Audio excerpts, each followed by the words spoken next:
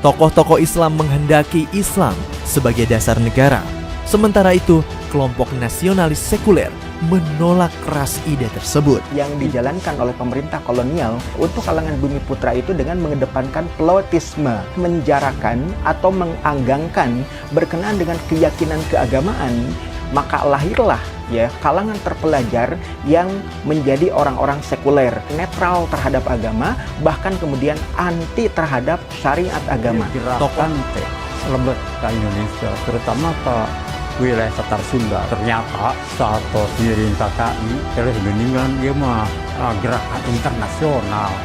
Allah tengah rasa langsung terus gitu. Kemerdekaan tidak terjadi begitu saja. Ada proses dan perjuangan yang menjadi latar belakang di baliknya. Perjuangan tersebut melibatkan banyak pihak, di mana peranan ulama adalah satu di antaranya. Faktanya, keberadaan ulama dan tokoh-tokoh Islam dalam mengawal perjuangan tercatat jelas dalam sejarah. Bahkan, tidak sedikit di antara mereka menjadi lini terdepan dalam memperjuangkan kemerdekaan. Siapa saja mereka? Berikut sederet ulama yang berjasa bagi kemerdekaan versi channel Data Fakta.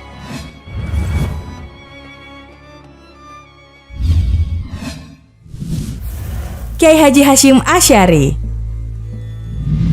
Siapa yang tak kenal ulama satu ini? Ya, bersama Kiai Wahab Hasbullah, ia mendirikan Nahdlatul Ulama atau NU, organisasi Islam terbesar di Indonesia pada 31 Januari 1926. Ia dikenal sebagai ulama pemersatu. Melalui NU, ia bertekad untuk menghapus pertentangan antara kalangan tradisi maupun pembaharu dalam Islam. Berlanjut, dengan bekal ilmu yang dibawa pulang dari Mekah, ia mendirikan pesantren Tebu Ireng dan memperkenalkan pengetahuan umum dalam kurikulum pesantren. Namun di luar dari itu semua, hal lain yang akan selalu dikenang dari ulama kelahiran 14 Februari 1871 ini adalah perannya dalam memperjuangkan kemerdekaan. Saat Belanda menduduki Indonesia, Kiai Haji Hasyim Asy'ari dikenal dengan sikap non-kooperatifnya. Ia menunjukkan sikap menolak kebijakan pemerintah kolonial dan yang paling spektakuler adalah perihal fatwa jihad.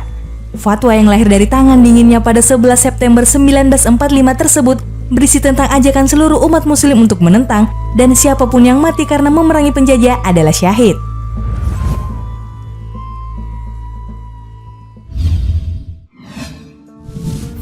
Kiai Haji Ahmad Dahlan. Kisah mengenai didirikannya organisasi Muhammadiyah oleh Kiai Haji Ahmad Dahlan sekaligus mewakili peran penting sang pendiri dalam kiprahnya memperjuangkan kemerdekaan. Ya, pada 18 November 1912, selepas mengenyam pendidikan di Mekah, Ahmad Dahlan mulai merintis organisasi yang bergerak cenderung ke bidang kemasyarakatan, kesehatan, dan pendidikan ketimbang politik. Cerita ini diawali dengan upaya pengembangan Muhammadiyah yang awalnya mendapat banyak penolakan.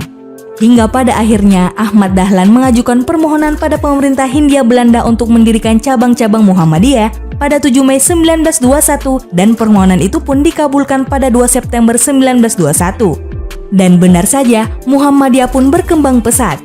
Seiring dengan berjalannya waktu, Muhammadiyah tumbuh menjadi kekuatan besar yang memiliki andil dalam kemerdekaan melawan penjajah. Melalui Hizbul Wathan, tepatnya pada tahun 1918, Muhammadiyah gigih membantu negara melawan penjajah melalui kepanduan Hizbul Wathan.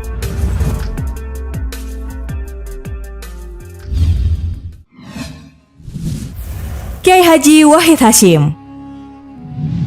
Dalam kiprahnya, kalian mungkin akan mengenang Kiai Haji Wahid Hasyim sebagai Menteri Agama RI pertama pasca kemerdekaan. Tapi tahukah kalian, di luar dari itu, ia punya peran penting yang mungkin luput dari pengetahuan sejarah kalian. Pada suatu petang di 17 Agustus 1945, pasca Soekarno-Hatta mendeklarasikan kemerdekaan, sesuatu yang krusial terjadi.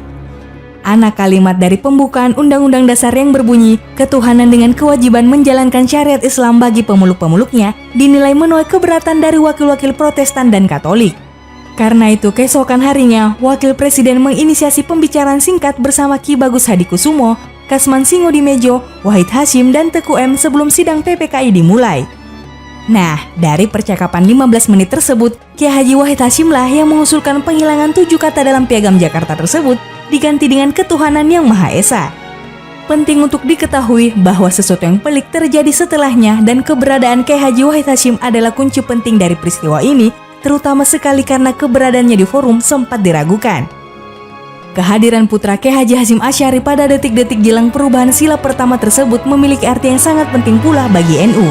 baik dalam relasinya dengan agama-agama lain maupun pada kaitannya dengan pengokohan nilai-nilai kebangsaan.